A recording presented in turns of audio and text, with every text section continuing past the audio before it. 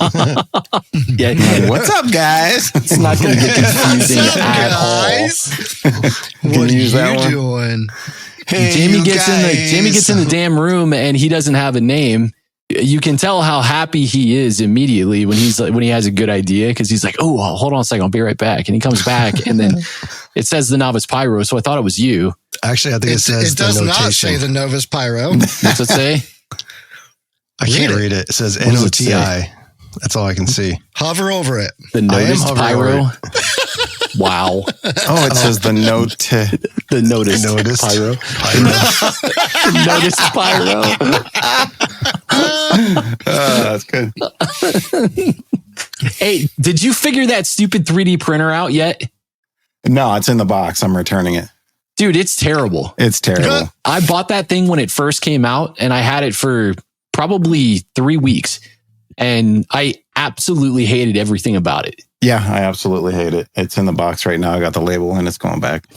I'm sad, but I'm going to turn it into a couple Craigcos. There were so many things about that printer that I did not like. And I was so used to, additive manufacturing on standard Creality machines that admittedly, it was foreign to me, like the whole belt printing concept, but I just did not like any of the print quality that I could get out of that thing. And that maybe I'm probably stupid. A month it's not long enough to actually learn the printer, but I just could not get it. And this was coming from somebody who had been 3D printing stuff for like 2 years prior to that. Yeah, it's the first printer I've ever had. And I just, I want to print all kinds of stuff. I got really excited about it. Yeah. But, and it seemed like at a conceptual level, you think that like, this is it. This is a perfect way to print a bunch of stuff. Hell yeah. Because you can put huge reels of filament on it and just let it keep cranking out things. Yeah, as long as it actually cranks something out. I couldn't get any of the filament to stick on the bed. Yeah. Yep. And all kinds of adjustments. I looked at all the reviews and everybody had the same problems. I'm like, okay, well, it's not just me. So it's time to hang it up. Yeah, go to Micro Center and get just like a standard Ender 2 or an Ender 3. Ender 2 Pros, that was my first one. You got to do some modifications to kind of soup them up. But once you do that, like they're great. They're little Old Faithful. It's not a jab, but it's really a question. Did you read the reviews before you bought it? Both of you? No. Okay.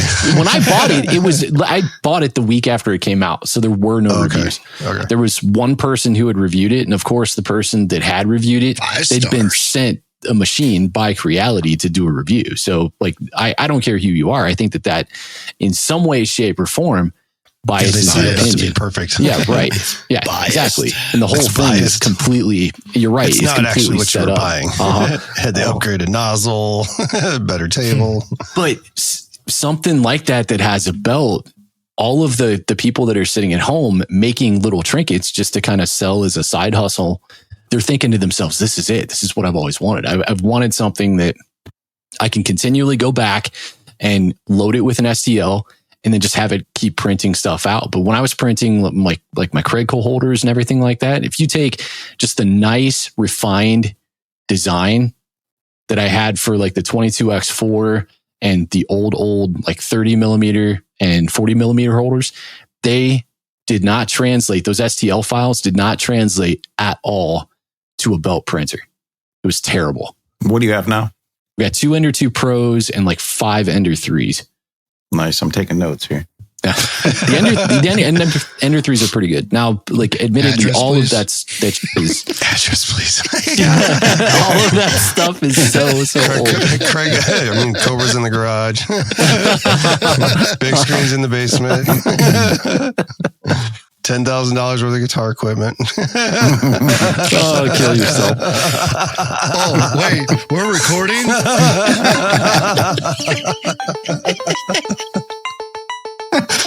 Oh my God. Welcome to the Rhythm Pyro Podcast, where Posey, AJ, and Jamie ignite your passion for pyromusical show design while testing the very limits of your capacity for stupid.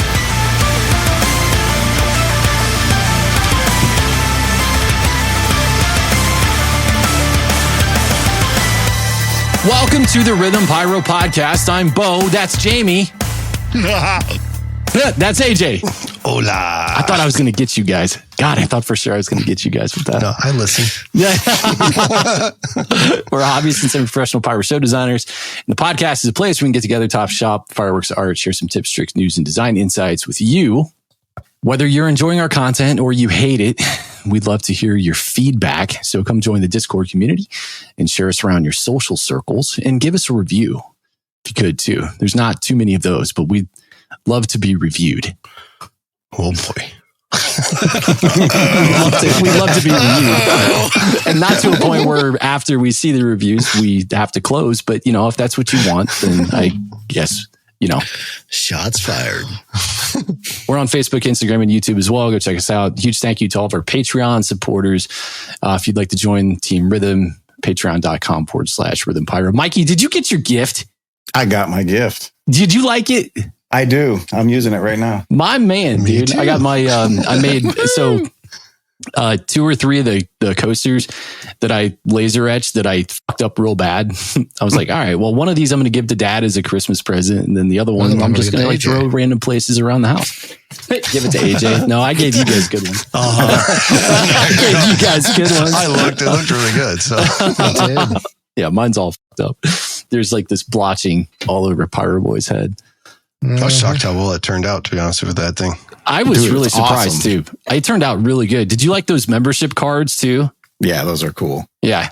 It took me like 2 days to do all of the Patreon supporter group stuff between the coasters and the membership cards. So I brought all that shit upstairs and I put it on my desk. And there's like this air hose that plugs in the back of the laser engraver, but then it goes down to the air purifier. So you don't vent all of that stuff out into the room and breathe it in. But on those anodized aluminum cards, it vaporizes that coating and then just turns it into this powder and dust. And there was a hole in my hose in the back. no. And I didn't notice it until after the first day. I looked over at my lamp and I'm thinking to myself, man, maybe I've been looking at the laser too much because like I'm seeing like my lamp it's blue on the bottom and it was all of this dust all over my freaking lamp. Oh boy. Now you gotta wear a mask in that room. Yep. So COBRA-CON becomes the next pyro venue to open up its skies to the competitive landscape in 2025, and it plays host to its inaugural Class C competition, to which there's 3 pyromusical designers that are going to take the field, limited to 5-minute show run times, 5 positions, $1,000 in product from American Wholesale Fireworks, and there's no queue limits. But this week we're hanging out with one of those competitors, the designers that's most likely to hang out at the pool hall and pretend to suck. So you can go raise a bunch of money too. Michael Karr, Novice Pyro. What's up, dude? What's up, man? How are you, man? Dude, I'm pretty good. I'm excited. I'm stoked. See, he even admits it. He's pretty good. You've embraced your journey so much so far that you've become so good at what you do in such a short period of time. Yeah. Oh, geez. What do you feel like? I mean, you've made a lot of noise in pyro since you started, and it's my favorite kind of noise because like you're helpful to the community for one and your content. But like, you know, the pyro it's a fulfillment journey and it's not a vanity project for you. And I watch you experience that personal fulfillment, and myself, like so many others, you know, we can kind of empathize with putting up shows, but it's special watching you kind of go beyond the call of duty and sharing that growth and the lessons that you've learned along the way with the community. But how would you kind of say that self-awareness and the personal mindset of processing and sharing that journey as you've created content has made you a better designer since you started? That's a good question. We're getting deep with you, bro. Yeah, just coming out strong. First question. Pass or fail? God, let us spell his name out. Well, the connections that I'm making, you know, as I'm going through this journey is, leads me to all different types of other designers, and I'm learning from everybody else. So those connections, lead me to things I probably wouldn't stumble on my own. So yeah, I feel like, the shows, a lot of people have been sending me shows too.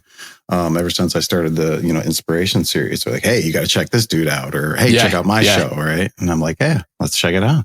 And then I'm looking at them and I'm like, okay. All right. I'll learn something new right there. Yeah. It's easy to get inspired with the amount of creativity that exists in the designer space. Yeah. 100%. Excitement too of seeing things from other people. I think there's a talent in being able to look at other people's shows and draw inspiration from the show, but also take a ton of creative liberties to see how you can kind of evolve creative concepts. Just the level that you went into on my show, explaining your thought and what I was trying to portray, dude, you were dead on. 99.9% what I was trying to do is like, nice. Dude, we didn't even talk. It's like he delved into that and explained it to the world. I'm like, good job, Mike. Nice. Yeah, I always worry about those sometimes, Yeah. It's like, hey, you've grown a lot. This is how I see it. This is what I think's going on, especially the products. It's so hard sometimes to tell what product is what, but I'm like, I think that's this. And so far it's been pretty accurate. I think while you're sitting there designing it, you know what you're trying to accomplish, but there's something that really the Pyro community doesn't do. And that's why I really do enjoy that series that you do on your YouTube channel a ton, because you're doing something that historically the community doesn't really do. A lot of times you'll get feedback, right? You'll get feedback on whether or not the community likes the show or whether or not they hate the show, but you don't get so much feedback to a point where it's almost like a genuine reaction video from someone who is open and in the process of actively bettering themselves and learning how to design fireworks shows. How did that make you feel?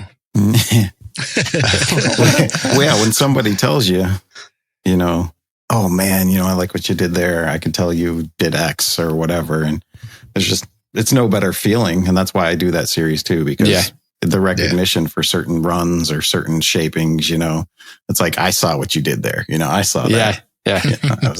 And Jamie's show. I mean, Jesus, I can't even with that show, man. It's a board show. I've never seen anything like it. Right. It's a supercharged floor-based show. Yeah, and then I think I texted you, Bo, didn't I? Asking you some details on that. Yeah. Yep. I told Bo not to say anything because, again, I don't like it when other designers know that I'm doing it. But I think I just asked him how many cues. A little surprise for me. Yeah. It was well deserved, though, man. It really was. Who would have thought you could fit so many fireworks and so many pieces of firing gear in one physical location? Yeah, you didn't have to put the mods on the board, though, right? No. Yeah, I didn't think so. Some of them were underneath, though. So technically, they kind of were.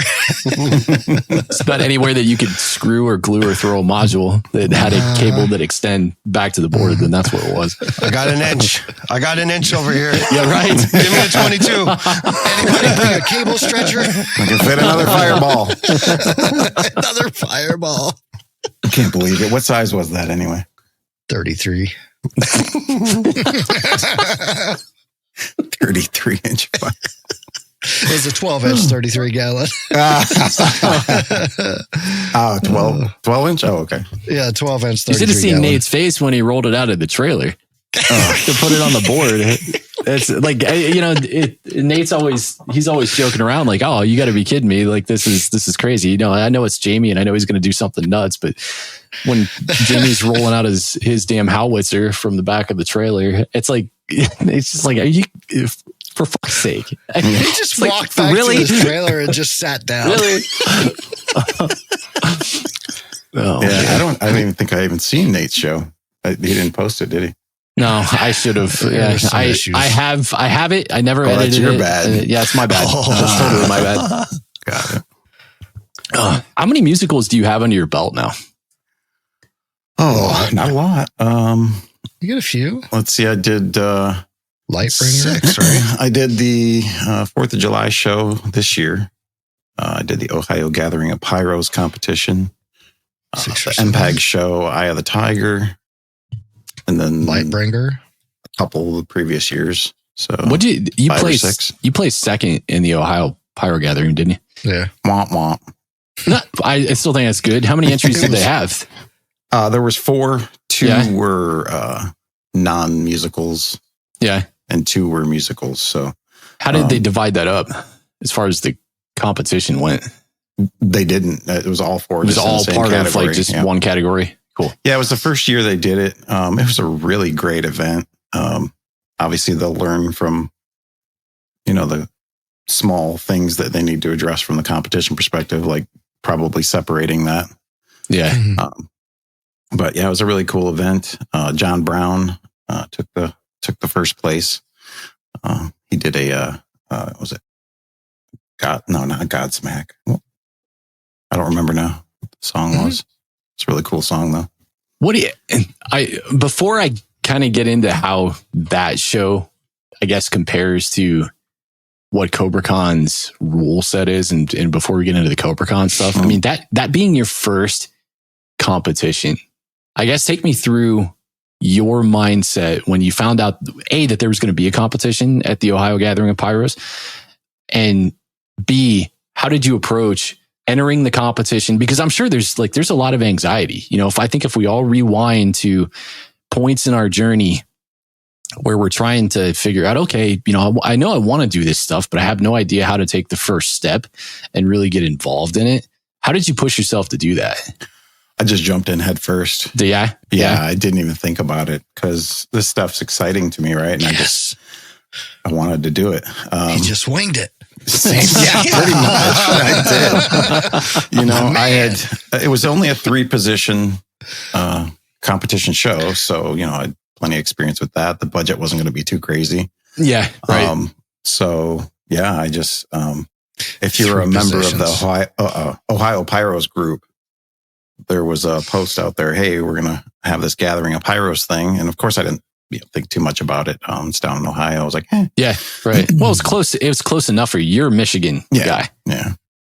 But then they posted later on, they were going to do a competition. I said, ooh, I can do on this. that. I can do Honey. this. Yes, I got the key. Yeah, you get that frenzy. I was like, Mike, you did a really good impression.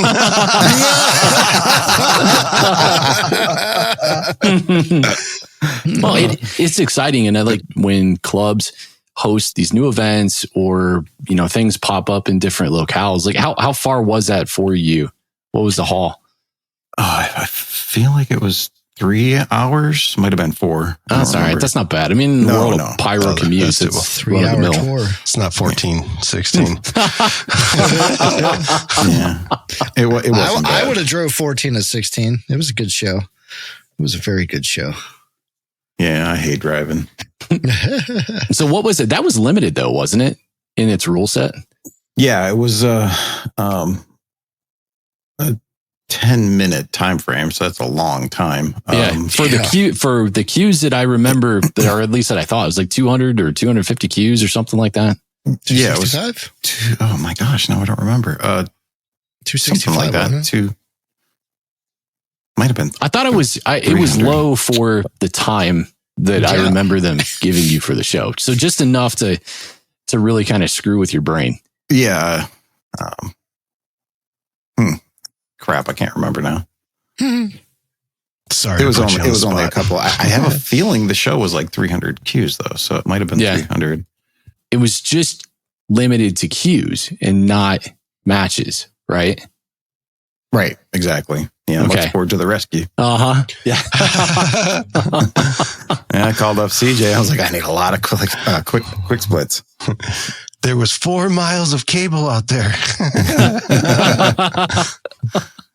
Oh, that was a rat's nest show too. Oh my God. I bet it was cleanup was a challenge. Yeah. How many quick splits did you throw away during cleanup? None Really? Actually. Yeah, I got them all. I'm very anal about that. I'm My like, man. Yeah, I'm watching people that are helping. I'm like, no, you got don't. Hey, where you going with those clubs, punk? No, save those You're little black hired. pieces. Those You're are hired. in here. You are hired. You're on my team. You're Yeah, hired. it's the Cobra, the harness cables for the Cobra ones. Yeah. You got to worry about the most because those they're black. So at night they get lost Disappear. in the mix. Yeah. All right, I got the show pulled up. It is 340 items. Okay. And 250 cues. yeah, 250. Yeah. Remember seeing 250 that? exactly. I'm like, that was 250 impressive. exactly. In 10 minutes. Yeah, well, Dude. the show was only 4 minutes long. Oh, it I was mean- 10 or under. I thought you meant it had to be 10 Yeah, minutes. no, 10 or Oh. under. Okay. For That's good. 250 cues, the show was very well balanced for the entire 4 minutes for 3 positions. I mean, it was Thanks, man. spot on. Yeah, control was just phenomenal. Yeah, I really wish I wouldn't have done the second song in hindsight, but I really wanted to try, something soft, Yeah. Yeah. I think it a did little well more on it. dramatic, right? Mm-hmm. Because I hadn't What- done anything like that before. But When I you say think you wish you wouldn't have done it, like what do you think you learned? What are you basing that hindsight on? probably the audience. I mean, Yeah. obviously it was a competition, so the judges and the feedback, but the majority of feedback I got, especially from people there at the show, was, oh man, I really love that first song. I love that first song. You know, I'm like, You what came about the out the second gates. song? you came out the gates with that first song. Swinging. Yeah. So and the dramatic is, it can be done. I mean, with 1/4. Yeah. Travis Kramer does it often. Mm-hmm. But it was the first time I've ever done it. So a lot of times the effects just don't hit the way you think they should. In finale, it's looking phenomenal and it's so grandiose and epic, Yeah. right? Right. And then in person, it's just like crack, pop. And you're like, no, that was supposed Yeah. to pop. That was supposed to boom. No. It was supposed to boom. Yeah. That it would have fuse been, did lie to me. it would have been better I need a suited refund. for like a 1/3 show. Yeah. Yeah. Well, right. Because the impact of those effects matter Yeah. so much. Yeah. But what do you think you learned in terms of the competitive aspect of that? Because, obviously, how much did the judging panel weigh in versus like crowd reaction? Did they give you a criteria going into that competition? Did you know what goals you were trying to achieve in your design? No, that particular one, there wasn't really any feedback. It was very kind of a last minute competition. They just kind of threw it in with the event. So there wasn't much planning around it. Yeah. Yeah. I look forward to see what they'll do next year. But in terms of judging, it was just kind of, I think they picked a guy from the audience to help them. And it was four other guys there. Good guys. I mean, the guy from Ohio, John won, so maybe it had something to do with it. No, he put on a great show, man. It was really sweet. But yeah, designing in finale and, having full creative run and not a lot of limitations. Sure. I think I would say that it's easier for us to put together shows that just look great. But, the more limitations that come into shows, and 250 physical cues under 10 minutes, that's a challenge for a number of reasons. Kind of takes me to some of these guys that play video games and do really weird challenges in the video game. And it's like they're just making up their own challenge for the sake of making something up. But doing what you did and tying together so many cues using parallel and series wiring schemes and just really crazy architectures, that's the kind of stuff where it really does take some creative forethought, because you almost have to apply that during the design process, because you have to think ahead to Right. the way that the field's laid out and your logistics.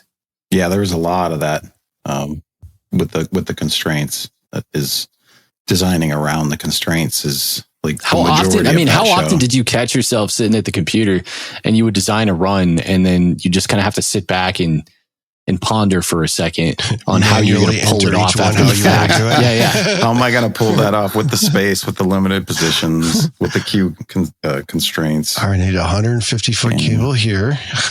Yeah, well, I mean, if you look at the show, you'll notice there's not a whole lot of, crazy runs or anything like that. Yeah. A lot of it was just, and there's not a lot of filler runs either. It's very purposeful shapings with the most impactful parts of the song, kind of was the idea. Yeah. And Your then, 1 minute mark was one of my favorites. Say it again. Your minute mark was one of my favorites. Your runs you did through there. Yeah, which ones is that? You got your go-getters and you were just crisscrossing your patterns, and you had your go-getters hitting. You had a lot of secondary effects hitting on time, which was really, really impressive. I was like, that's nice. Those hit where he wanted them to hit for sure. Yeah, like the popcorn crackle. Popcorn crackle was one. Your red to red to crackle. That was another one I hit right on. I was like, man, he did some testing.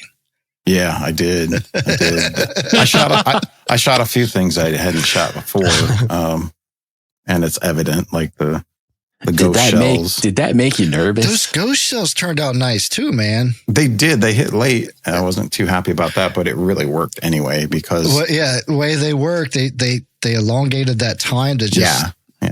I was like, man, he did a good job there. Yeah, that was a fun show to design, and I like to do like flower shapings. Does that make sense? Yeah. Like just bring out those petals of different colors, and then at the apex have that shell, meet the star or whatnot. That's really fun.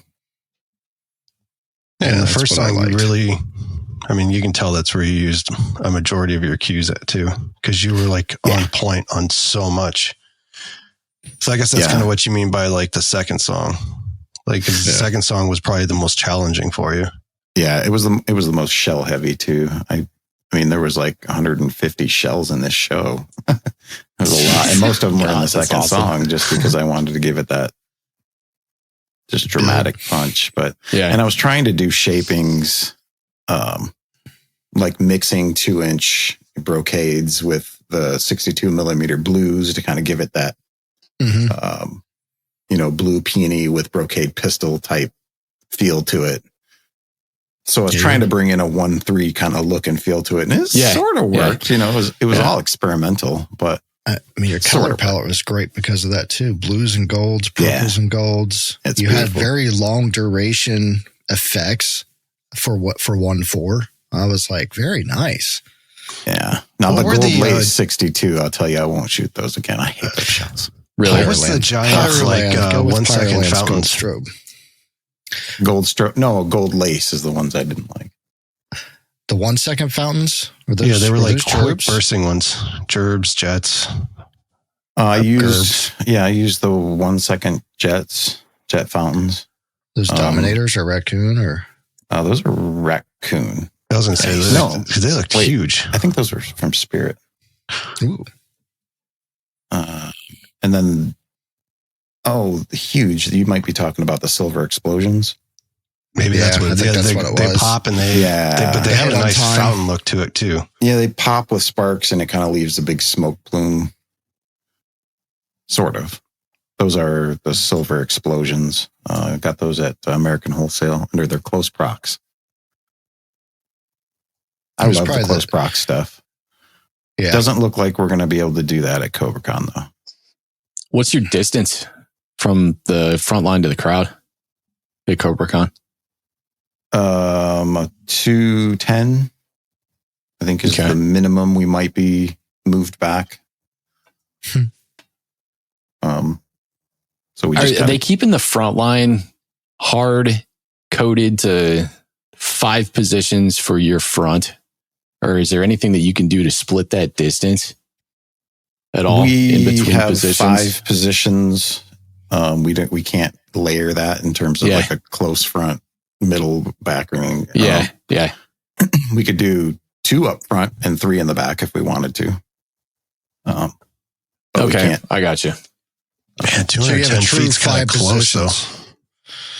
210's a little close. Yeah. I mean, it's still within, the safety distance, but I'm talking about viewing distance. yeah, for viewing, I'd rather see minimum of 300 feet for sure. So your shells and mines all had to be in close proximity. Yeah. Well, for 5 positions. they'll all be at the 210. Yeah. Yeah. Okay.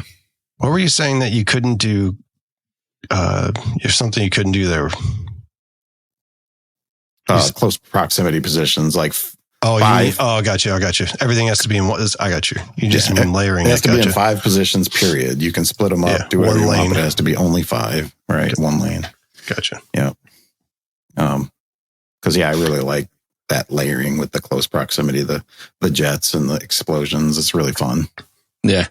That changes how you design too. I mean, the number of physical fronts that you get really kind of dictates what kind of shapings you can create. Are you used to designing with 5 position fronts?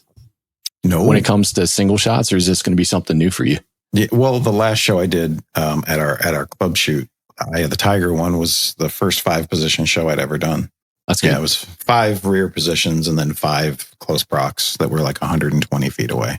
And how did that compare to? I'm sure it was okay in the respect that you had more than like say your lake show or something, when you shoot off the lake and you're so kind of tight knit and you only have a few positions. So this is a little different. Did you kind of feel liberated? Oh yeah. Yeah. Like you had to open up and do some more stuff. Spreading your wings. Yeah. Expanding. Sure. Yeah, for sure.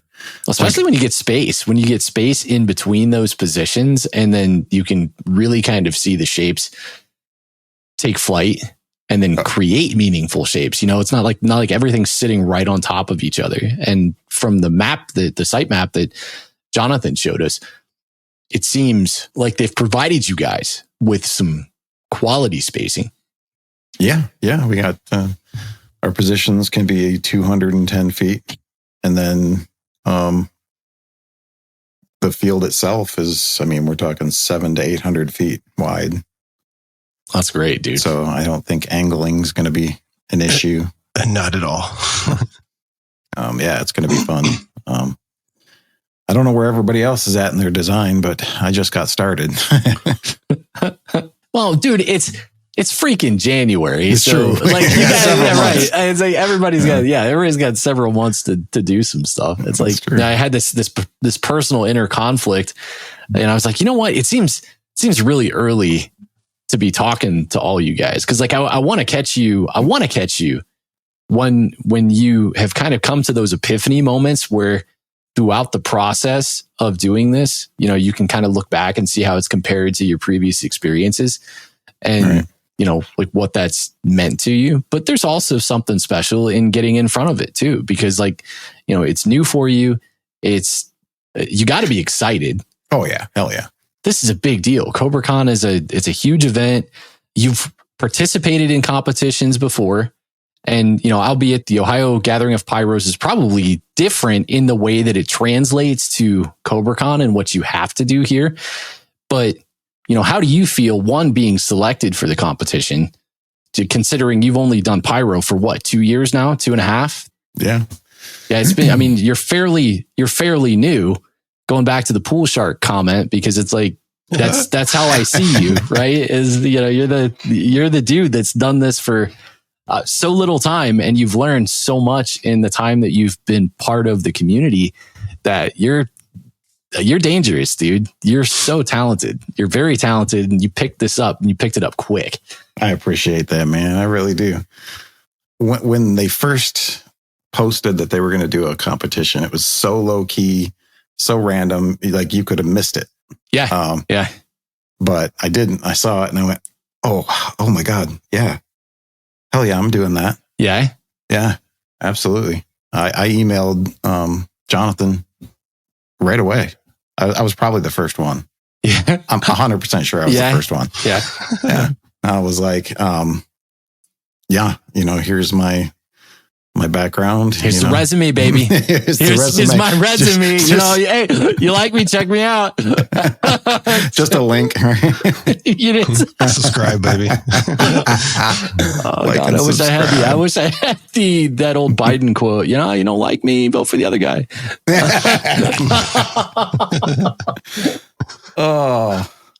So I was talking to my wife about it too. I was like, I don't know, man. I've only been doing this a couple of years. There's got to be a pool of like.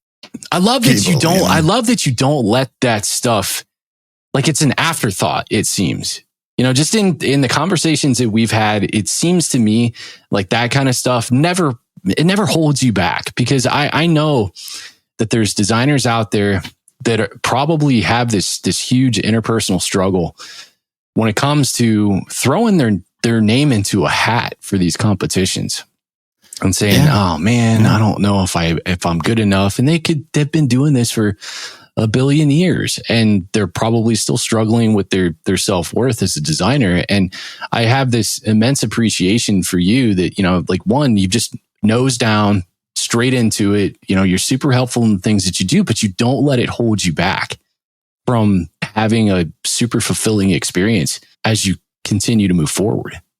Yeah, and that's what it's mostly about for me, is just the experience and learning. And it is fun. It's a lot of fun. I don't hold back. That's just, I guess maybe it's just my nature. I don't know. It's just.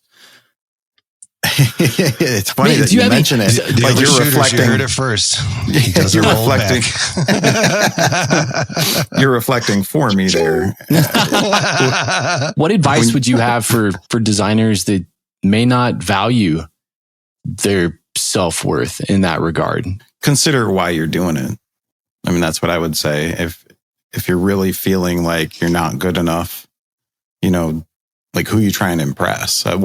Do it for you, right? This is an enjoyable thing. It's fun. It's a hobby. So, and don't give up. It's your passion. Don't give up. Yep. Doesn't matter what other people think. Just like this competition. This is another story, another chapter. We all want to take home that win, but in the end, it's like, dude, this show is going to be epic. Yeah. And it's going to be so sweet. That experience is going to result in knowledge that you can use to move forward. It's experience that you can use to share with your peers. You don't know what you know until you know it. Right. In these competitions, I wholeheartedly believe that they thrust you into a learning experience, whether you want to believe it or not. Sure. Because like you're forced to do so many of us hobbyists, especially, we work behind the scenes, we work by ourselves, we do everything that we want to do. And the outside world is kind of it's just there. It's just happening in the background. Whereas the competitive landscape, it kind of exposes you to showrunners. It exposes you to these industry events, and it exposes you to having to work with people to get your shows off of the ground. I think that there's a lot of value in that. Yeah, I got a lot of practice, with working with others too, especially during the club shows. Mm-hmm. Those are very helpful in terms of figuring out the whole workflow process behind the scenes, all the stuff people don't see. I mean, that's where all the work is, right? And that's where things go wrong. Got to shoot Sight Caesar in that crew too. Yeah, that's right. So I guess that's only a problem if it's the dude that has 10 minutes worth of experience with the actual show. I think the perfect storm would be the guy that's designed it for 6 months is an introvert, and the guy that's had 10 minutes to look at the script is the guy that knows how to do everything.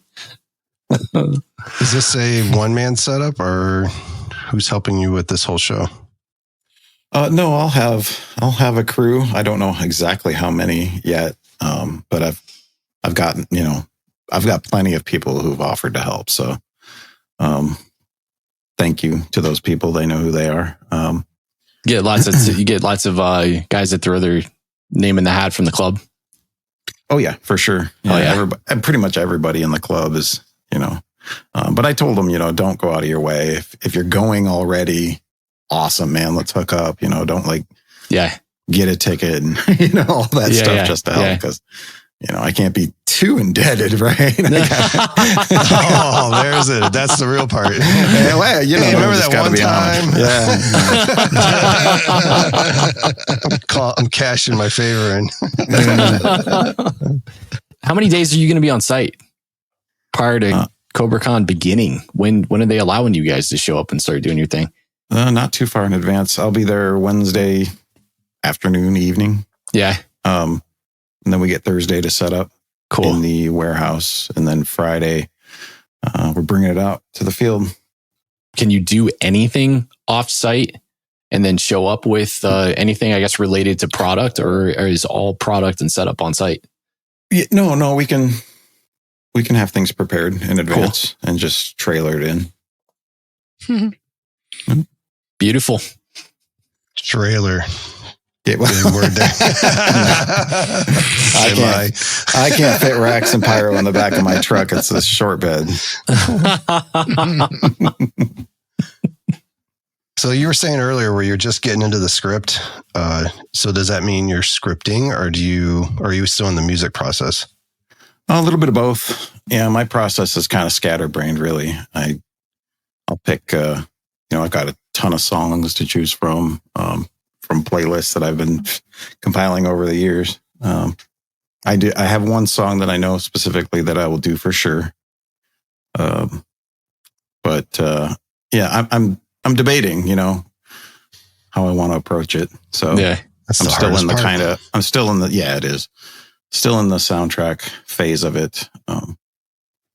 So as you're picking songs and you're like, all right, hey, I know I want to do this one. Are you working on that one? Like designing wise, knowing that, all right, I'm going to play with this one. And then when I find my second one, I'll just add it in there and script to that one. Sometimes, I think is the right answer. It kind of depends. Typically, if I don't know quite what I want to do, you don't want to get too far into it, right? Into scripting one song, because you need to find that other song to work with it. A lot of times people will grab two completely unrelated songs. I like to kind of keep them in the same key at least, or just a similar song, right? But I don't want to get too far into scripting a specific song if I haven't picked out the whole thing, whether it be just songs or designing to one piece of music, like taking that entire thing and then plopping it down with another song. It still requires some amount of attention when it comes to how the entirety of your script is going to flow. Right. Yeah. Because like if you could get one song and it's got a banging finale, but then if you decide here in 2 weeks at the end of January that you're like, you know what, this song is way better and it has a stronger potential finale, then it's like, I think that has the potential to cause a lot of separation. You could have two killer shows with two killer songs and they're going to look good, but I don't think it would go unnoticed that they're like two totally separate shows on one timeline. And then you're almost like, all it takes is like looking at what song A that goes first and then seeing that really strong finale at the beginning and then song B. And then you're almost in like how do I compare these to figure out which one is really stronger? Yeah, I like what I keep going back to Jamie's board show. Oh my God. The soundtrack was so sick for that one. Just the transitions with the Mortal Kombat. I'm just like, goosebumps, man. Yeah, creating an entire experience is really, that's important, right? We're entertaining. you're entertaining the crowd. And Exactly. so often I think we get so into the minutia of doing really cool things with pyro that in the micro level that we kind of forget that You're an entertainer. yeah, right. You're entertaining and you have to make a show. You go to a Disney show, you might not see, like, you'll see stellar fireworks, but you're not, like, you're seeing an entire show. You know, Right. it's all themed. And that's not to say that every pyro musical needs to be, or at all even needs to be themed, but it needs to feel like it has a life to it. You know, it has progression. You know, you say you like my songs, Mike, but every show that you've done, I really dig the song choices that you do. You know, your version of Eye of the Tiger, your Christmas Eve one that you helped design, and you know, and Sarah and Jabo. Yeah. Sarah Jabo. Sarajevo. You guys are like not even in the ballpark, but that's all right. Keep sounding it out. Word. But it just the way you choose your music is like, I really dig that version of that he's chose. But I got a question for you. So when you're choosing your songs, do you have particular fireworks that you're like, I want to use these? Or are you choosing your song and then I got to find fireworks for this song? Or are they both kind of intertwining amongst each other? I think that I have chosen a song based on fireworks one time.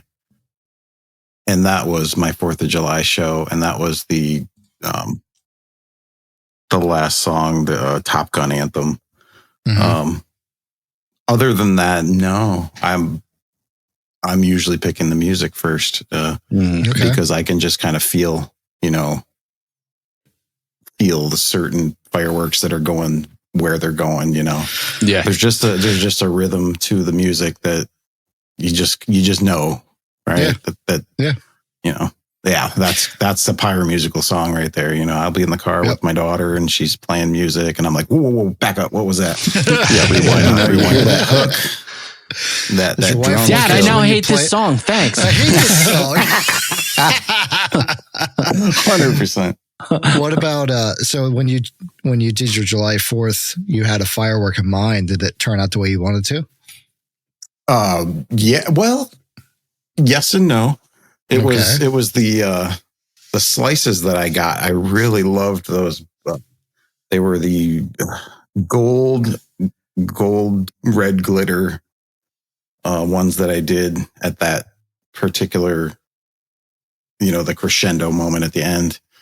But because it was on the lake, I broke those down into thinner slices. Mm-hmm. Way too thin, right? I was really worried that I was going to be shooting my neighbors' houses and everybody's going to be so mad at me. so I broke them down. We don't have an insurance policy for that.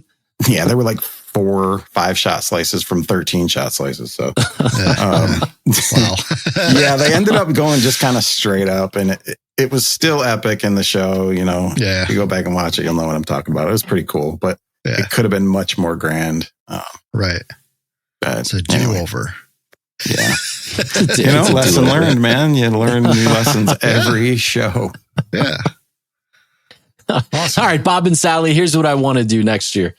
How much is it going to cost to get you to board up all your windows? And let's get rid of these shingles. We're going to need a metal roof. Yeah.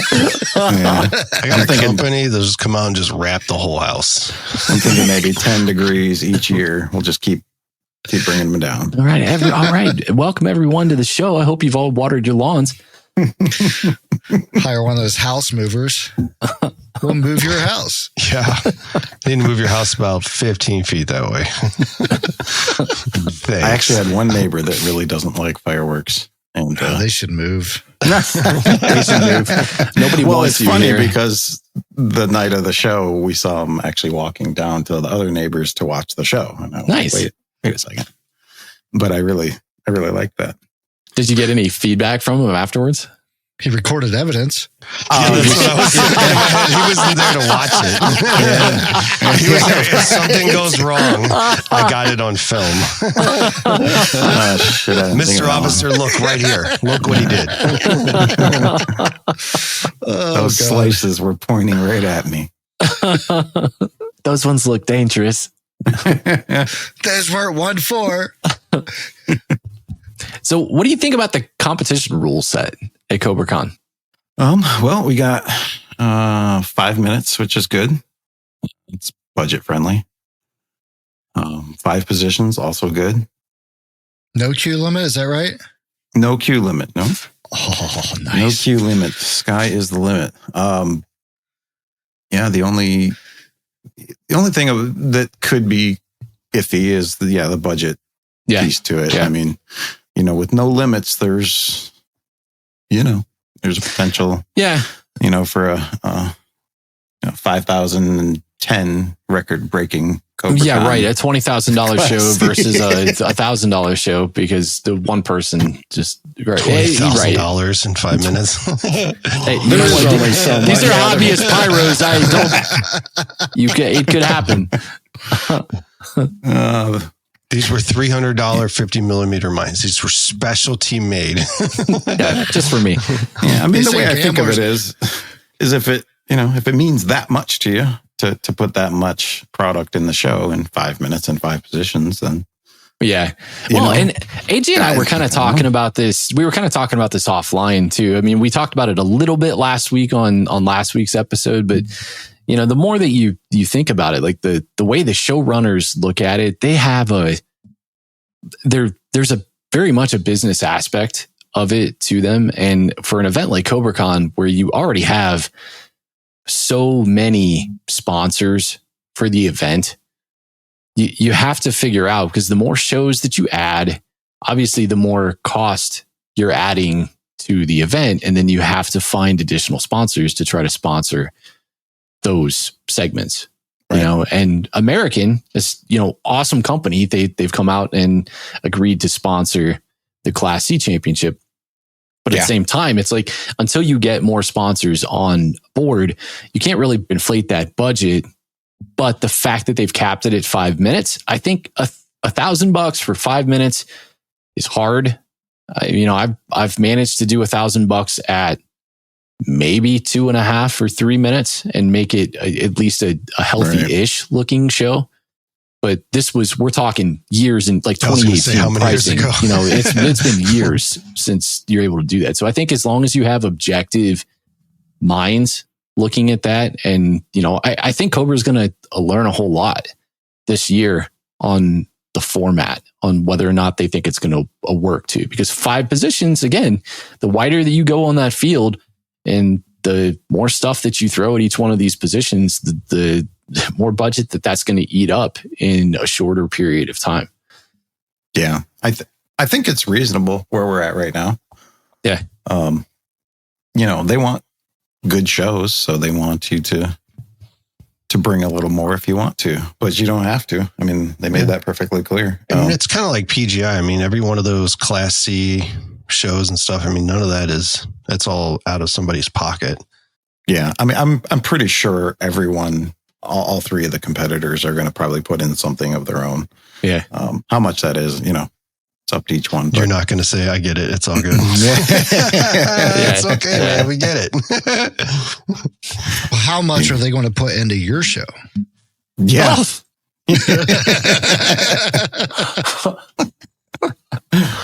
So what we need to do is we need to invite all 3 of you guys on, and we'll just have this super serious line drawn in the sand round table to see, like, okay. What do you guys like? What's it going to be? Where are we going to draw the line here? Keep it fair. Be like that video game theory you were talking about, where you just have this made up set of rules just to have the rules to make it a challenge. Right. Just so you can get the semblance a little closer. All make up your own rules that we all Yeah. have to use the exact same product. And the same song. Just don't jump.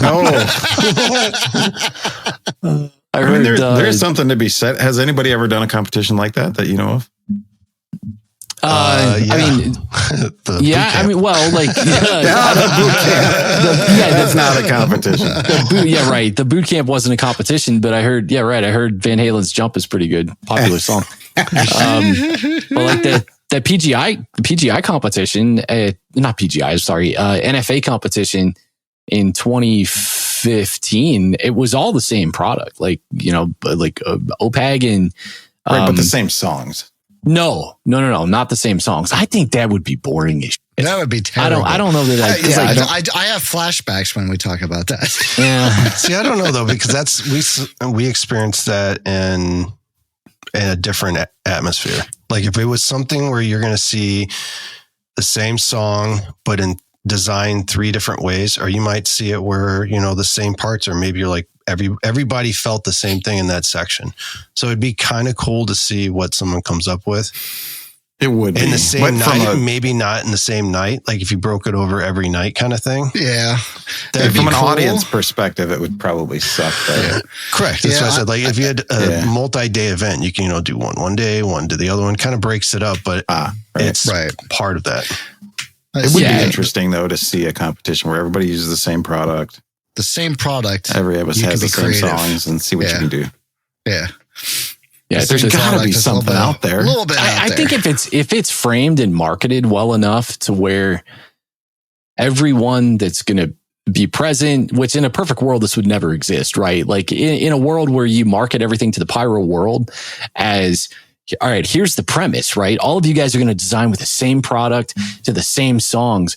And the end goal is to see what creative differences there are between all of you. The minute that you roll that out to a public crowd, the public crowd is it's gonna be full of what the fuck am I watching? Didn't they just do this song? This is the same thing we just watched. Yeah, right. Well, and I don't think like when Cobra did the boot camp several years ago, and you get the meme worthy jump thing. It's not like there wasn't a list of 8 to 10 songs that everybody could have chosen from. It was just this wild instance where everyone in who was the song chooser on these random groups of 5 people just loved Van Halen. Yeah. I don't think they all talked amongst themselves. It was a good song. They all liked it. And then you could tell everybody liked it. I mean, if I was on a team, it would have been really easy for me, and it would have been Jump.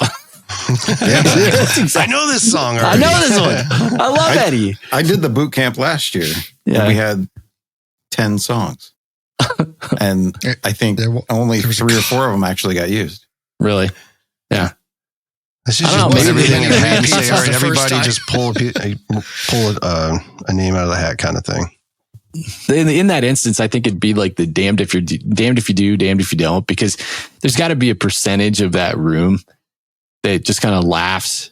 Like they're sitting around the table, they get paired with 4 random people, and then they're like, oh, well, I just love Thunderstruck. I mean, it's my favorite song. Like, why are these guys looking around like and that's what I'm talking about. It's Taylor Swift. The same product is easier to be more creative with versus having the same song, because one person might really like that song. The other person likes it, but he's just not feeling it.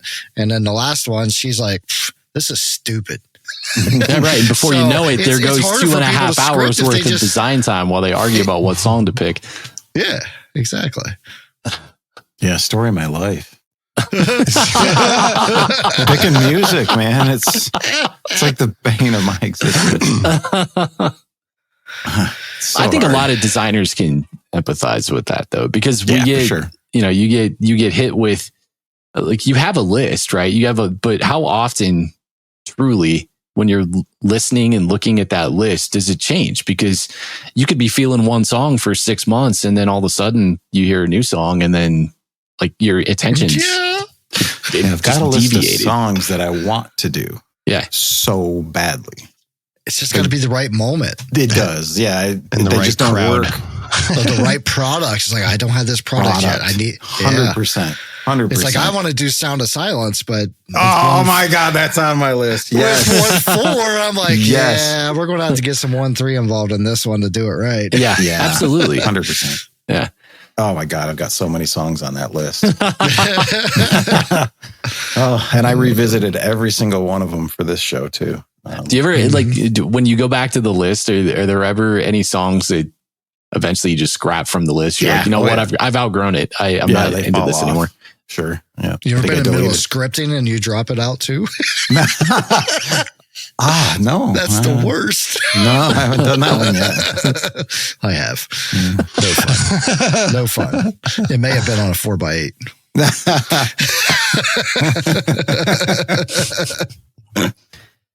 Well, good job.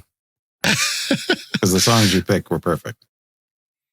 Yeah, and the more and more I listen to Jamie's show, the more and more I'm like, you know what? There's like the order of tracks it couldn't have been better.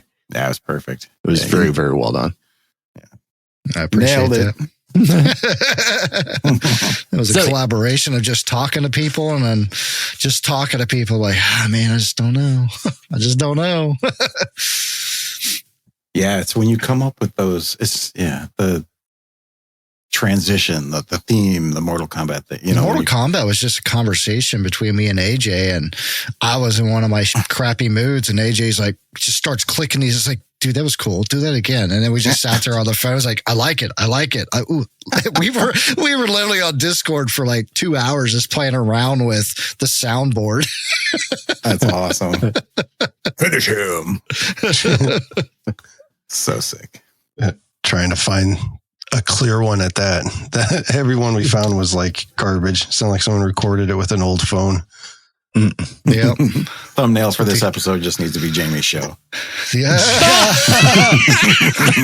Okay. There you go. Take Mike, put him in the seat from watching Jamie's show. Yeah. Like the Discord party one. His inspiration series. Yeah. AI version of me just drooling. I love Jamie's show. Oh my God. I know him. With a speech bubble that pops up that says, yeah, I'm sold. I think I'm going to do Van Halen's Jump. It's decided. I think I'm going to do that one. I got to know, Mike, we're going to hang out this year when you're not out in the field. And we're going for sure. We're going to egg on everybody to go up and get their trophies from poker night. Yeah, right. Could cheer them on to get up there. Poker night's awesome, man. That was fun times. Yeah. Yeah, I love poker. Is there anything more challenging at first glance about this year's site than anything that you've done previously? Like anything that you've sat back and thought to yourself, after some time to simmer with it, that, okay, well, maybe this is going to be a little different. No, I don't think so. Yeah. Unless I totally missed something, but I don't think so. Is it less daunting because you've seen it last year? 100%. Yeah. Actually having been there, and seeing exactly where we're going to be shooting, I'm definitely more familiar with the area. But as far as, any constraint, and there's not a lot of constraints. We have plenty of room. We are a little close. That's going to factor into things a little bit. I think that only bodes well for 1-4, though. It makes it look so much bigger than it does. Yeah, but some things you don't necessarily always want to be bigger, right? Yeah. Ow. Sometimes those. That really hurt, man. What did you do? I want to know now. You can't just leave it at that. Ow. I just whacked my elbow so hard. You hit the not so funny bone. I'm like, we're recording. Suck it up and power through. Suck it up. I mean, it's not like we're freaking live or anything. Yeah. Damn. Oh my God. All right. We didn't tell you. Yeah. Right. Didn't you check Your wife's been Discord? recording this the whole time. Did you see the camera? You're doing great, honey. Yeah, it was when the missus comes in with a cold patch or some Bengay to rub on it. Oh, well, I was just watching you on the internet. You didn't check Discord? Are you okay? All right. I'm good now. So, close. We were talking about being close. Yeah, 1-4 is good close. I mean, it's a lot more fun. But like I was saying, sometimes you don't want, like those raccoon mines, those are big and bushy. Yeah. Those 20 millimeter mines. Yep. So the strobing ones are really like they provide you enough padding too in their burn time to really get something out of your low and your low mid. Yeah, I love those. I love all raccoon 20 millimeters, especially. I mean, it's quality stuff, man. And their combo 30 millimeters are they chef's are. kiss, man. Yep. Dragon egg. Yeah. Is American going to have, have they made you guys any promises, or like, what's the timeline look like for stocking packages for COBRA-CON? No promises. We know that they have some containers coming in, but we don't know what's in them. So, yeah. Are you allowed to call ahead of time and just put stuff on hold? Yeah, they're going to string order for the show for sure. Dibs. Yeah, right. It goes so quick. So, and you don't have to order through them. I mean, obviously they've given $1,000 credit to each competitor, which is awesome. Yeah. But yeah, we're not restricted to ordering from them, so we can order pretty much anywhere. I had a couple shows planned. One specific show planned, and most of the product I had already bought for it.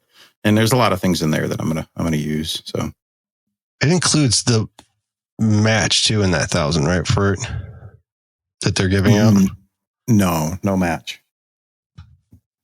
So you can't buy match from American Wholesale. Oh, I suppose you could. Yeah. Interesting. I didn't even think about that one. I mean, I've got match, so I don't need to, but interesting. Got to restock back up, baby. Yeah, that's true. Says here that is this right? It says that Mike's order is just $1,000 worth of firewire. That doesn't take long. That's right. That does not take long. Oh man. No queue limits. That's 2 shows, man. You said. What do you mean you need 2 remotes? You said 5 positions. You didn't say how high they could be. Just to mess with everybody at the table, you should pull out 2 remotes. Yeah. One that's just a dummy one and plug it in with empty. Like, what are you doing? Oh man, God, that would be so funny. Let's just clone it. Yeah. Well, you're gonna have to cut this out of the episode. That'd be funny. Yeah. Oh my God, this will be funny. And then when you get up to the table and they're like, and everybody's like trying to establish their dominance over this tiny little section of space on the table, just like, take your arms and shove Nate's stuff off to the left, and shove John's stuff off to the left. Sorry, guys, I need a little more space. Excuse me. 2 command centers. Yeah. Or hey, Scott, we need 2 R3s just for the night. Yeah. How did he get those? He needs them. Don't worry about it. Yeah. I'm in the club. I'm in the club. The Pyro Club. Just wink. What about your approach or methodology on the design side? Do you think you're going to change or do differently with this being a high visibility competition show? Well, there's going to be more pyro in this show. Usually I will be very cautious on cue count because I only have a certain amount of equipment. A show of this caliber, I'll be able to get some more equipment. So I'll be able to do a little bit more with the show than I usually do.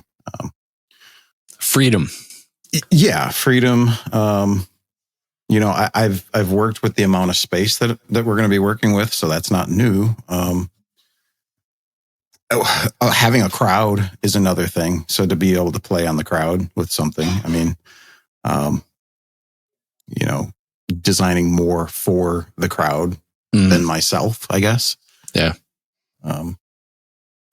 But other than that, my shapings, my style, I'm not changing a thing. I'm just doing what I do.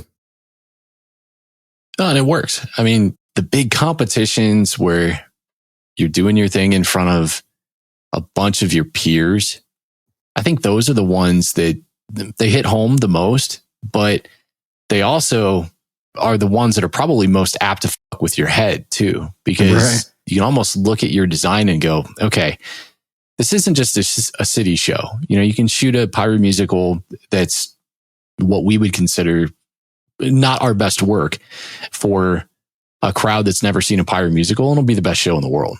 Oh yeah, for sure. You know, because they've never seen anything like that. But then you go someplace where people are literally, this is what they do in their free time. Just sit on the toilet and watch pyro musical videos. So it's like you really do have to, I feel like you have to kind of go above and beyond to get, right. And get Yeah, you got to bring it, man. That's right. Got to bring it.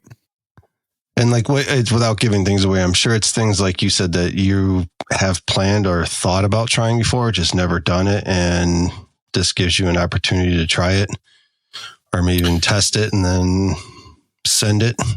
Yeah, for sure. Absolutely. There will be things that I haven't done before, taking risks for sure. I think some things that I really want to do, I can't do just because of the constraints. We have a lot of room, but I got some crazy ideas in my head, man, that I want to do that I probably won't be able to here, especially with the close proc stuff. I've fallen in love with close procs. Yeah. It's right up there. And especially, you know, from an audience perspective, when they don't expect something like that, it's really amazing to, you know, when I did that in the last couple of shows, I've got other video from people in the crowd or, you know, just around that they sent me the video. They're like, hey, I got a video of your show. Check it out, you know? And in the video, there's nothing cooler than seeing or hearing people's commentary, you know, like, holy shit, you know, they're just geeked up and you know, it's genuine and you're like, yes, that's amazing. You know, that's why we do this stuff. Yeah. For us too, but you know, that's the reaction you wished, or you know, that you were hoping that you would get when that situation happened. And when it happens, you're like, score, bonus points. It's like COBRA-CON last year with the fireballs and the concussions up front. Yeah. About 3 people fell over because it just startled them. Including me. Including you. I was. You and that little girl that was right beside you. Well, I was filming the shows right up by the fence. So I was right up there and they were like 10 feet and I had no idea. Yep. It was, that was, that might have been too close. I think that we need a safety crew out there. That was too close. It was good. It was a concussion that got you. No, I know they weren't too close. It just scared you. It scared the living hell out of me. Oh, that was awesome too. So it worked. They did what they wanted to do. Exactly. It's a sense of accomplishment for the designers, the minds behind that. Yeah. Because they're, you know, being able to do that in front of people that are exposed to pyro musicals and they watch them all the time. Like that's when it really hits home that you did something cool. Right. You know, 100%. Yeah. I don't know why I started even talking about that now. I lost my train of thought, but it's all right. I think you asked me a question or something. We're just trying to, we're trying to talk you into inspiring yourself to do something that we've never seen before. You'll do great. That's right. Yeah. I have faith in you. Yeah, definitely going to do things that I haven't done before. And that's another thing too, that I'm 100% not afraid to do is take a risk. I mean, I want to do cool shit. And I'm really new to this. So the cool shit that I want to do, I haven't done before because, you know, this is a bigger stage. So yeah, it's a good opportunity. Yeah. Says the pool shark. I'm new. I've already tested all these things. I'm new. Do you want to play this YouTube with me? I did in the Eye of the Tiger, something I had never really seen before, and you guys may have. You've been around this a lot longer than I am, but just angling those cakes and providing that space. No. Well, yeah, the cross sets in the beginning, but also the zipper cakes. Yeah. I did it twice because I was like, oh, this is going to be so cool. I got to do it twice, right? But, you know, it seems so simple, right? Yeah. Like, you're just angling cakes, right? People have done that before, right? So, but I've looked far and wide trying to find examples of it to see kind of what it looked like. And I found nothing. You're right. There's not a ton of examples of people doing it. I do, you know, if I go back in memory, I'm sure there's a couple of posts somewhere around the Facebook groups where guys have, you know, built some angling apparatuses to put, cakes on and shoot them. Skywars a couple times. But, you know, I for know the guys most, will angle like slices and stuff. yeah, right. And I think for the most part, what you see quite a bit nowadays is people just taking the cakes apart and then using them to create different shapes and different angles and all together. But you're right. I don't think that that's necessarily angling a cake to achieve 250 shot zipper. Yeah, cake, right. Taking that apart. Exactly. Mega mini, baby. Tear it up. I was thinking, I wasn't Guys, going to say it. I wasn't going to say it. Oh, you want us to do what? Yeah. I want you to take this cake and then fit that. I mean, sure. I guess there's a lot of shots in there, but just take these and just remember that this little one's red, that one's green, that one's silver, and then put them in different buckets. I can't believe they wrapped that in a Pro-Line cake. What is going on? They were so. Oh God, they were so shitty too. Because by the time you tear them apart and what little lift powder is in that tiny little thing falls out, it just looks terrible. It looks absolutely terrible. Mutiny. Oh, jeez. Mikey, we wish you the best of luck, man. I think you're going to do absolutely wonderful. I was so happy to see that you got into the competition. Me too, man. I appreciate that. Yeah. Wish you the best of luck. Absolutely. I can't wait to see whatever you come up with. Like Bo was saying, and we've all said it, from watching, like I went back and in the last week, I've been like just going through your channel again. I mean, I noticed that. I've been getting alerts. Jamie liked your post. Jamie liked your post. AJ, I'm like, Jamie. I'm sorry, AJ. my bad.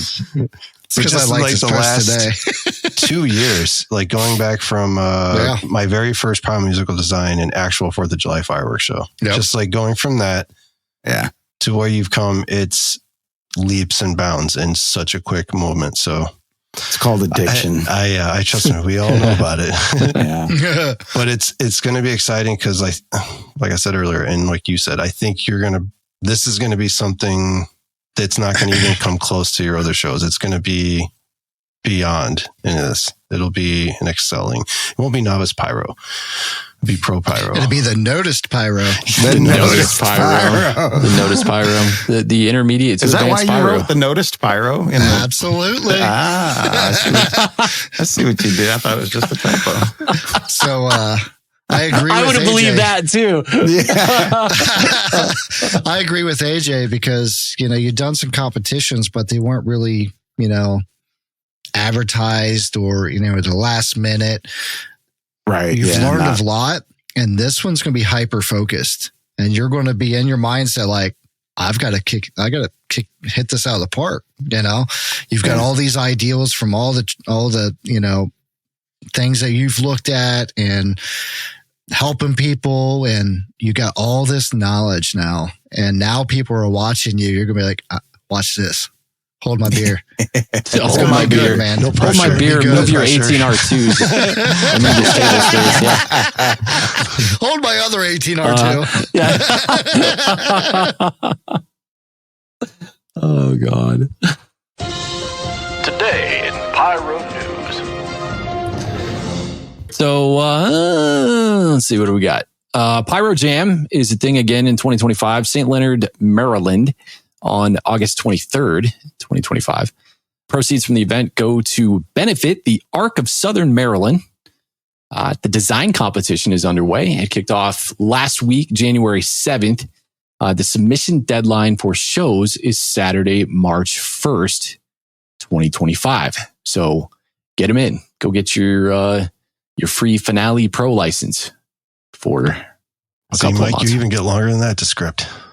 That's right. I was plenty of time, man. I was going to do the Pyro Jam this year, but might not have busy. enough time. Taking on some other stuff. Yeah, just take a couple weeks off work, you'll be fine. You got this.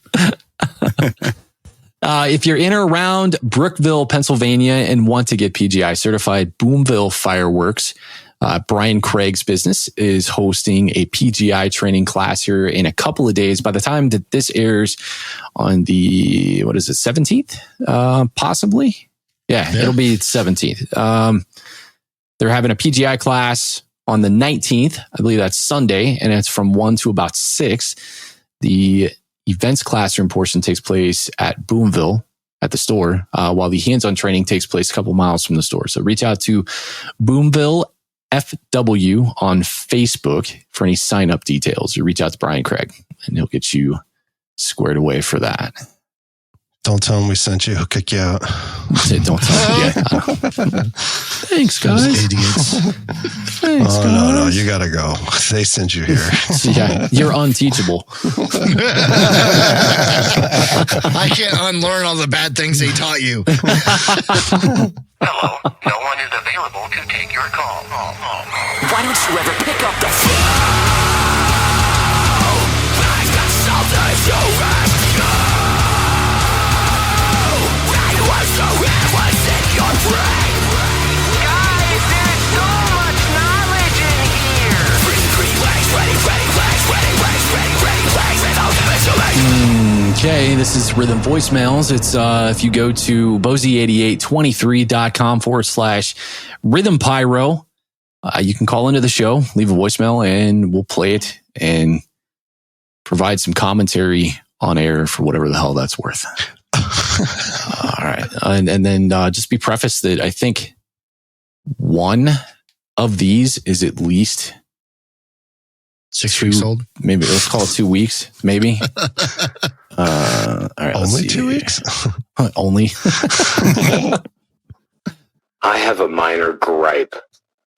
The Light Up the Lake show, which has been touted as being good, great, superb, well done, nigh fantastic, has a major flaw. The lake has never been lit up. No underwater explosions, no underwater ground salutes, no underwater fireworks to light up the lake. I just feel like this is false advertising at this point. That's a good point. Come on. So, wait a minute, was it do over? better. Do better. Plus, it makes Okay. fishing easier to buy next day. Is it do better or suck less? Do better or suck less. I don't know. You can take the glass is half full or the glass is half empty. One of the two. Were we just talking about this? Yeah. Well, no, not just, but we talked about it. I don't know, maybe last year sometime at the beginning of the year. But I did water shells one year. I guess that's kind of lighting up the lake, but I didn't air that. I didn't put that white in phosphorus the on video because it's boring. I did it over it was Neon Skies was the last time I did it. I shot water shells out on the lake, and I felt I needed to have that because, believe it or not, the voiceover that I had at the very beginning of the video, I actually had in the show. I mean, I'm not going to play that for, because it's like 40 seconds long or 45 seconds long. I needed something to happen over top of it. Otherwise, you get the guy next door that starts yelling, blow something up, Skinnerd. But it'd be a cool idea to take you'd have to wrap it and seal it, make like water concussion grenades to like throw up splashes. Yeah, have you seen Saving Private Ryan when the guy like loses a leg and an arm? Underwater? Yeah, it happened. But did he Yeah, die? it's totally Are happened. you going to be underwater It's when totally these go happened. off? You never know who's going to be. I'm just waiting for the 1 year where, we shine our little spotlights out on the lake to make sure that nobody's there. And then you let her rip. And then you do the same thing at the end. Then you see a capsized boat in my nightmares. Next one's from Jay Boz. Oh my goodness. I'm sitting here trying to do work and I'm really missing this podcast thing that I would normally have in the background to keep me busy. Get on the mic already. Do something. You lazy sucks. Do Start something. talking about it. Start talking about it. Yeah. Yeah. I'm just waiting for somebody to say the opposite of that. Call in and say, it's like Chad. Chad would essentially call in and say, all right, thanks for coming back. Please feel free to stop. Again. Yeah, you can't help but take a break. Yeah.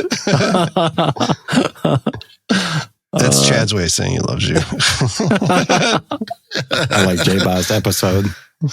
Oh, dude. Yeah. J That was a Boss's good one. episode was she redeemed herself on the on the Discord live at the end of the year. I she still like her alcoholed up though. That's just me. Yeah, it was fun. I agree.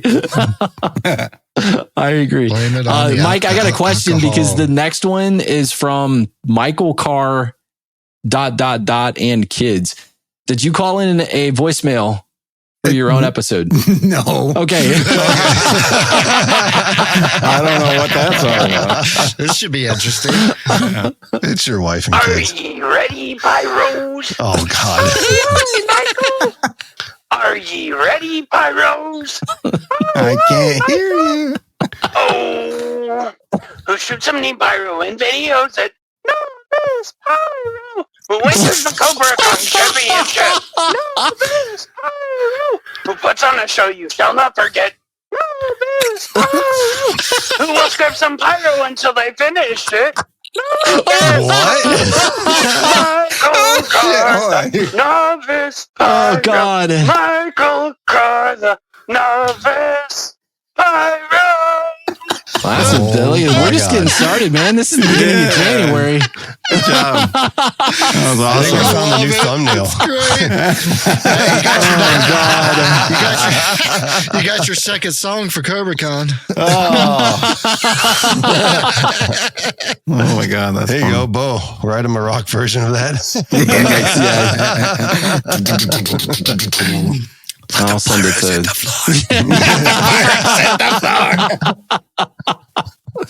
Novice Pyro, it's the ball. Send him a. I'll start a label. Start a label. He'll be the first one that I sign. Well, thanks for SpongeBob calling Metal that in, Man whatever Radio, that dude. was. That's hysterical. It's Michael Karr and kids. Yeah, Yeah, right. totally. Next one's from Goran Ristev. Hi guys, this is Goran Ristev from Dublin, Ohio. Question for Michael would be, I know that he's been involved with some previous competitions, but this one clearly represents the one with the highest level of competition and on the biggest stage that he's been a part of for sure. So what kinds of things have you learned from previous competitions that you think you're going to try to use to make this one your best? Thanks. Yeah, that's a good question. Yeah, it's definitely the biggest one. And yeah, from previous competitions, I think song selection, focusing more on that is definitely a learning experience for me because I wasn't happy with the song selection I did before. Yeah. And yeah, providing just a little bit more, or I say a lot of bit more. I mean, Yeah. It's a bigger stage. It's got a bigger audience. You know, the other competitions I've done, just, you know, maybe 200-300 people was the maximum, right? Here, I don't know. I don't even know. What is the size of the audience? Does anybody even remember? That's healthy, dude. I mean, maybe 1,000? I don't know. yeah. I don't know. I mean, it's going to be more after this podcast. Yeah, that's right. I don't know if they get 1,000 people out there, but I didn't know you could bring family too. Like if you're watching a us, ticket holder, you can. yeah. Well, I think I have that right. I don't know. Before you air this, I might want to check on that one. No, I think you're right. I think they because somebody had asked on the Facebook groups if they could bring family to it, and then I believe Zach's response to that was, "Yeah, totally. You can totally bring them to the shows." I was like, "What?" I think they do the guest tickets as well, which are, I don't think there's anything to them. Not even sure there was a cost associated with them if they're just bringing people to the show. But I thought the shows were open to the public out there. No. Yeah, I don't know how much I don't know how much they advertise them. No, I don't know how much they bring in the public, but because they had stadium seating, you know, usually like last year. Yeah. But this year they're portable bleachers, I believe. So I don't know how much room they have. But we'll see. It's going to be new for this year. Yeah. But yeah, that's definitely, you know, there's going to be more people. With it being a more focused in terms of your audience, everyone being pyros, like that adds to it. Like you said earlier, you push yourself to do different things, put creative spins on things that work outside of what you would normally do. Yeah, it's just like with any show, competition or not, it's what did I do wrong? How can I improve? Mm-hmm. How can the next one be bigger and better? And it'll be no different here. It's going to be, I've done 5 positions before, but I've done it once. So I need to expand on that and just know that, I'm going up against some talent. I mean, these guys, the other competitors, John and Nate, they're real good. So I am honored to be shooting on the stage with them. Yeah. Yeah. Thanks, Gordon. That was a good question. Last one's from Anonymous. Hello to the beautiful, wonderful human beings of the Rhythm Pyro podcast. And also Bo. I guess that makes sense. Wow. This is Kramer. I'm just kidding. I'm just playing with you. That's great. This is a question for Michael, but also for everybody. When you design a show, how much does the destination that you have to go to come into play? Getting it there, who might be there and available for crew. Does any of that come into consideration when you're designing the show, or do you design the show and then just figure it out after the fact? Thanks a lot. As you know, love the podcast. We were cracking up. Did he point that question at me specifically? Or no. I think that was all you. Yeah, I had an idea of kind of the scope and what I wanted to do when I put my hat in the ring for this. So from the moment I said, hey, I want to do this, I submitted the application to the time when I got the phone call, congrats, you're coming to shoot at COBRA-CON. I had made a lot of phone calls and already set up the possibility for that to happen. Nice. So, it was like a week before, they made the final selection, and they just sent out email to everybody, I believe, saying, we're making our final selections. Now's the time to pull out, if you can't commit to doing this. So, they did that to, make sure that you're prepared. And by that time I was, so, I basically I had already prepared for it. So it wasn't like, I don't know if I'll have the crew. I already knew that I would have any of the equipment that I needed to have for the scope that I was looking to do. It's important to pre-plan, right? Yeah. Totally. I mean, you have to know what it is you're capable of doing. So, and then, start pre-planning early just in case. Communicating that to your crew, especially if the crew in any regard has been solidified at that point, communicating as much of that as you can up front. I mean, no amount of information is bad information. Information is good. Yeah. Everybody that's working with me and helping me out knows pretty much everything, the scope, what's involved, the show they're getting involved in. In this particular case, I haven't made any changes or given any thought to the show design or anything like that based on the venue or this particular situation, just because I did a little pre-planning. Yeah. Yeah. Now, just wing it. Yeah. Well, I mean, honestly, in the beginning, that's kind of was my mindset. It was like, I'm doing this, right? I mean, I talked to my wife, to make sure she was aware that I was going to throw myself into something like this. The wife might be like, go get more stuff. God, that's great. How much are you going to spend? $1,000. It's not even my money. It's $1,000. It's fine. It's free. Yeah, I think we've always talked. We asked this question to a lot of people too, when we asked how they design, and we've talked about this. Where we really don't put ourselves in that mindset till we're done scripting, because it can mess with you as you're scripting. Oh yeah, it can. So it's always like you script, And then you'll go back and be like, all right, how can I logistically pull this off kind of thing? So it's always like an afterthought too. Yeah, and that's probably the best way to do it, I think. And it's one of those things, okay, my script. Yeah, look at Jamie. Now I got to do it. I got to put what on the board? Well, just take videos and pictures and call people. It's like, so what do you think? Yeah. When you get to the point where you can't figure it out, you don't think it's shootable, then you just send it out to everybody that you know and say, what do you think? Do you think we could do this? Yeah, that's what I was thinking. Sure, too. man. Great Totally. idea. We can pull that off. It'll be fine. Good. Everything's fine.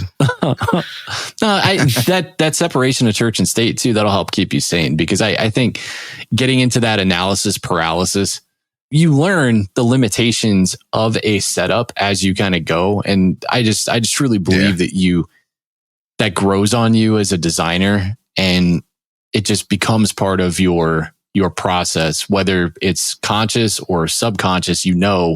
Okay, maybe I can't make this move creatively because that's going to be too hard to pull off, but you're not stumbling over that decision because you've already made the mistake somewhere else, right? This is like a lesson that you've learned in a previous show. So the next time you go sit down to design, like it's in the forefront of your brain. You steer away from making decisions that make it harder to set the show up. I think that just inherently becomes part of you as a designer. It does. Muscle memory. Yes, exactly. Yeah. And you don't even think about it after a while. Yeah, I'm trying to think of an example. I can't come up with an example off the top of my head, though.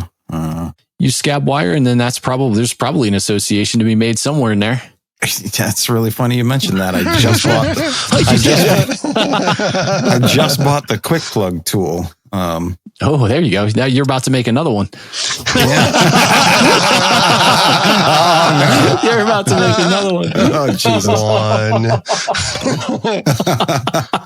Well, I got it for making ends to the close procs and strobes. Yeah. Oh, yeah. That's a great idea. Yeah, that's a good use for that. The guys that will post on Facebook and they'll show their DigiKey crimping tool, their TE crimping tool, and like, guys, I'm ready to go. This, you know what I'm doing this weekend between the hours of 7 a.m. and 8 p.m. I'm gonna be crimping eMatch. Okay. Yeah, I'd rather pay for it. I used to use the 3M Scotch locks, and then I just started using tape. Yeah, splicing wires is no fun. So I'm like, ain't no fun at all.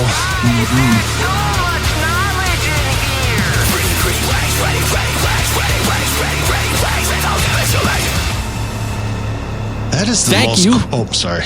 What's up? Go ahead. That was the most quiet ever that any of the opening and sound of the voicemails has ever been. Oh, it's because I turned it down. Oh, okay.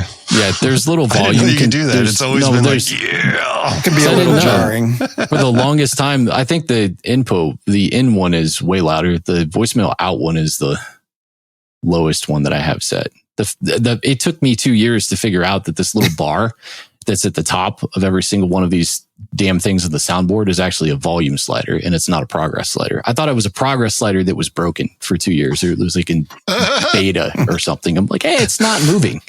That's because it's a volume slider. But they don't tell you that at all. Okay. Let's see. I think that is all right. That's it for voicemails. Mikey, thank you so much. You're welcome, sir. Thank you. Yep. Always love having you. And we will have you again for something else. Wish you the best of luck. You're going to kick ass. Can't wait to see your show. Absolutely. Stop talking about it. Well, not yet. I want to talk. What's plug your socials? Novice Pyro on YouTube.